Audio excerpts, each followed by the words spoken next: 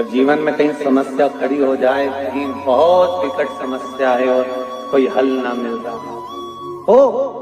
हो जाता है जीवन में, कोई घड़ी ऐसी आके खड़ी हो जाती है जहां पर हमको सोचने के लिए भी समय नहीं मिलता। तब मंगलवार को अगर शिव जी के मंदिर में, शंकर के मंदिर में जाकर 1 लोटा पानी चढ़ाया जाता है तो हमारे कार्य में उन्नति होती है।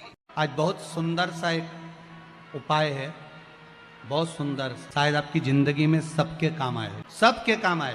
दुनिया के लोग कहते हैं शंकर भगवान को भांग प्रिय है, शिवजी नशा करते हैं, या लोग बाग चिलम दिखा देते हैं, चिलम पीते हैं, पर शिव महापुराण की कथा में कहीं ऐसा चरित्र नहीं आया कि हमारे हिंदू धर्म के कोई भी देवी देवता कोई नशा कर, पुराणों में नहीं। हाँ, शिव नशे से मुक्त करते हैं। किससे मुक्त करते हैं? नशे से मुक्त। शंकर नशा मुक्त कर। तंबाकू का सेवन करने वाले होते हैं और वो तंबाकू नहीं छोड़ पाते। आप कितना ही प्रयास करो उनके लिए, आप बहुत बोल लो, झगड़ा कर लो, और ऐसा नहीं है कि आप लोगों ने झगड़ा नहीं करा होगा, कितना करा होगा, ईमानदारी की बात बताओ। 4-5 दिन तो आप लोगों ने नए में तो रोटी भी नहीं खाई होगी झगड़ा के कारण। तुम तंबाकू छोड़ो, तंबाकू छोड़ो, वो तुम्हारे सामने नहीं खाए तो क्या हुआ, बेरू बाहर जाके खा ले। नीलकंठेश्वर महादेव का स्मरण करें। कौन से महादेव का करना है?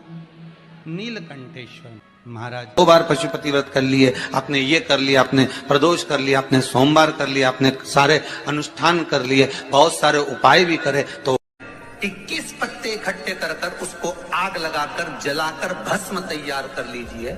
और जिस पुरुष नारी को चर्म रोग हो जाए, चर्म रोग, कहीं खुजली चल रही हो, कहीं दाने पड़ गए हो, कहीं चमड़ी सफेद लाल काली पीली जैसी पड़ गई हो, कहीं दाग हो रहे हो, चर्म रोग, कहीं खुजाल चल रही हो, तो शिव महापुराण की कथा का ये संवाद याद रखिए। लिंगपुर आम के पल्लव को जो वर दिया गया, तो आम के 21 पत्ते इकट्ठे कर उसको आग लगाकर उसकी भस्म तैयार कर शंकर भगवान के शिवलिंग पर शाम के समय प्रदोष काल में चढ़ा दीजिए वो भस्म। और उस भस्म को उठाकर लेकर आ जाओ, डब्बी में भर लो और गाय का घृत उसमें डाल लीजिए और उस स्थान पर लगाना चालू कर दीजिए। 3 दिन में दांत खाद खुजली जो भी होगी मिटना प्रारंभ हो जाएगी। श्री शिवाय नमस्तुभ्यम, सब बोलिए एक बार जमकर, श्री शिवाय नमस्तुभ्यम। प्रैक्टिकल जरूर करना, कहीं सियोर वाला महाराज झूठ तो नहीं बोल रहा। चढ़ाने का भी एक तरीका होता है, समझ में आता है? सीधा बेलपत्र और उल्टा बेलपत्र, समझ लेना, बहुत अच्छे से समझिएगा। शिव जी के सम्मुख में शंकर भगवान के शिवलिंग पर जब बेलपत्र चढ़ता है तो बेलपत्र का जो सीधा भाग होता है वो शिव जी के शिवलिंग पर होना चाहिए, उल्टा भाग ऊपर होना चाहिए। बहुत ध्यान से समझना हो। जब नंदीश्वर को बेलपत्र चढ़ाते हो, नंदी जो बाहर होता है उसको बेलपत्र चढ़ाते हो, तो नंदी को 2 जगह बेलपत्र चढ़ती है, आपको ध्यान में होगा। पहली बेलपत्र नंदी को जब चढ़ती है तो नंदी के सामने चढ़ती है, तो उसका बेलपत्री का जो डंडी का मुख है वो नंदी की ओर होता है और बेलपत्री की पत्ती का मुख शंकर जी की ओर होता है। समझ में आ रहा है सबको? डंडी का मुख, जैसे नंदी ऐसे बैठा है तो डंडी का मुख नंदी की ओर होगा, पत्ती का मुख शिव के, और ये सीधी की सीधी नंदी के सामने नीचे रखा जाती है, नंदी के सामने। और एक बेलपत्र जब नंदी के ऊपर चढ़ती है तो डंडी का मुख शिव जी के ऊपर होता है और इस पत्ती का मुख नंदी के सिर पर नंदी की ओर होता है। ये दोनों में बहुत अंतर है महाराज। जैसे कोई बच्चा कोई कंपटीशन एग्जाम के लिए जा रहा हो या कोई परीक्षा देने के लिए जा रहा हो और पढ़ाई करे, स्मरण करे, तैयारी करे, वो अपनी जगह पर है। और ऐसा नहीं होता कि बच्चे पढ़ते नहीं है या तैयारी नहीं करते हैं। इसके बाद भी अगर उनका इंटरव्यू में पास नहीं होते या एग्जाम में पास नहीं होते तो उसके लिए ये दोनों बेलपत्री बड़ी काम करती है। बहुत ध्यान देना, जो नंदी के सामने बेलपत्र रखकर जाना, शिव जी के सम्मुख में बेलपत्र रखकर जाना, मतलब नंदी के सम्मुख में जब रखाएगी तो डंडी, जम के बोलिए, कहाँ होना चाहिए? नंदी की ओर। और जब ऊपर रखाएगी तो डंडी शिव की ओर हो। ये 2 बेलपत्र रखकर शिव जी का स्मरण कर कर जाएं, कार्य सफलता की ओर बढ़ता है। कोई काम के लिए आप जा रहे हैं तो उसमें सफलता मिल जाती है, उसमें सफलता प्राप्त हो। शिव जी को बेलपत्र चढ़ा रहे हो, जो चिकना भाग है सीधा भाग शिव जी के ऊपर, शंकर भगवान के ऊपर। थाली में अगर शिवलिंग का निर्माण कर रहे हो, पार्थिव शिवलिंग का निर्माण कर रहे हो, तो थाली में जब बेलपत्र रखोगे तो सीधी रखोगे, फिर उसके ऊपर शिवलिंग का निर्माण करो। अगर आप निर्माण करते हैं पार्थिव शिवलिंग का और बनाते हैं बेलपत्र का नीचे, महाराज शंभु मां जगत जननी माता पार्वती जी ने अमरनाथ की गुफा में भगवान शिव जी से एक प्रश्न किया, और वो प्रश्न आपके और हमारे जीवन को सार्थक करने वाला।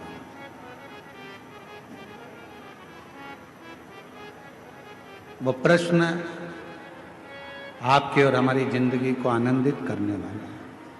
वो प्रश्न है, मां जगत जननी जगदम्बा अम्बा माता पार्वती जी भगवान शिव जी से प्रश्न करती हैं कि भोले बाबा, मैंने सुना है कि आप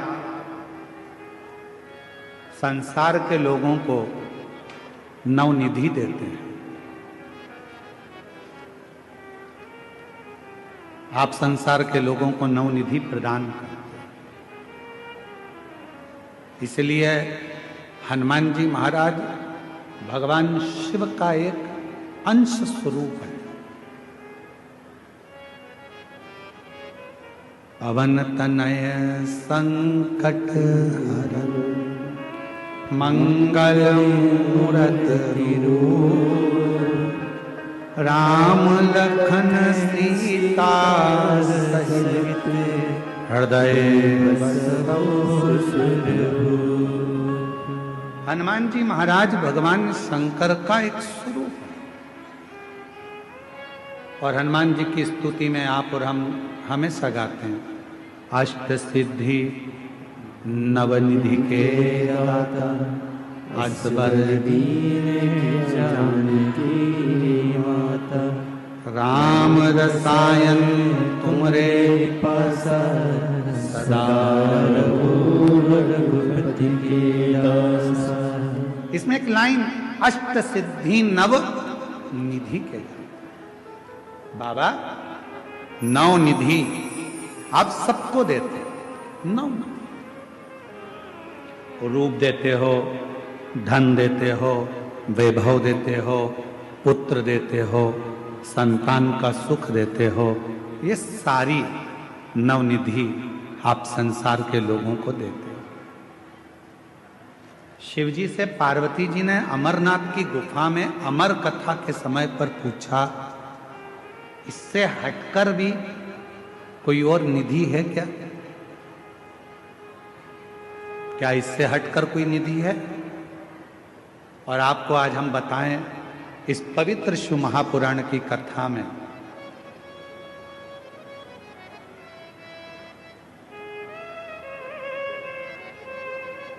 पार्वती जी शिव जी से पूछ रही कि नौ निधि के अलावा, आ जाइए, नौ निधि के अलावा क्या कोई और भी निधि है? क्या और कोई भी निधि विराजती है, या और कोई भी निधि है? क्या कोई और भी निधि है?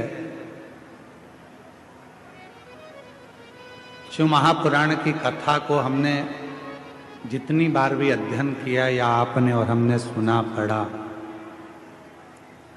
शिव महापुराण की कथा कहती है तारकासुर के पास में दुनिया का सारा वैभव था, वो मांगने कहीं नहीं गया था। तारकासुर के पास में दुनिया की सारी सत्ता थी, वैभव था, धन था, संपदा थी, वैभव, सत्ता, सब कुछ।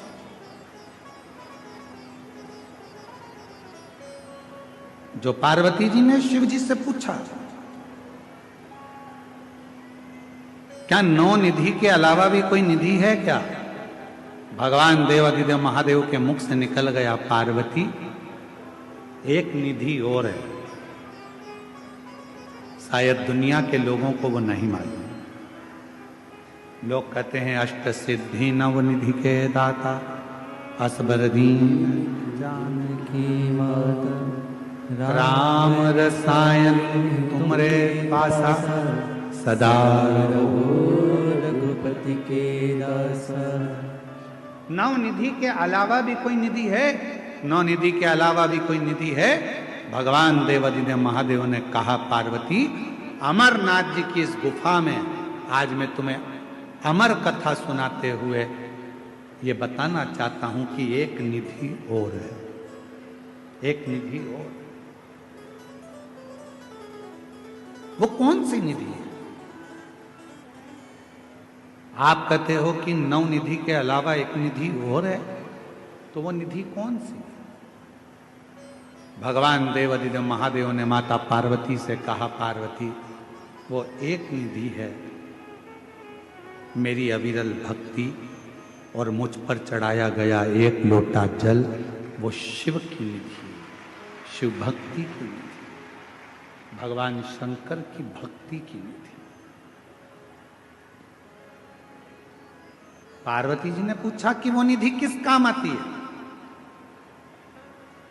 नौ निधियां तो काम में आती ही हैं, पर ये जो निधि आप बता रहे हो, आपकी भक्ति की निधि, आपके भजन की निधि, आपके स्मरण की निधि, आपके कीर्तन की निधि, आपके मंत्र जाप की निधि, वो निधि किस काम आती है?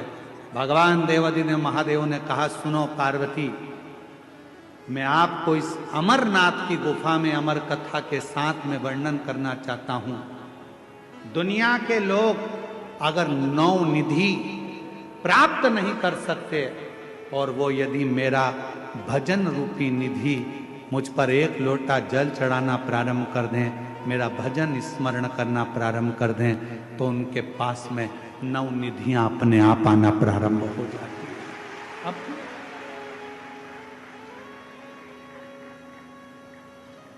अपने आप वो निधियां आ जाएंगी।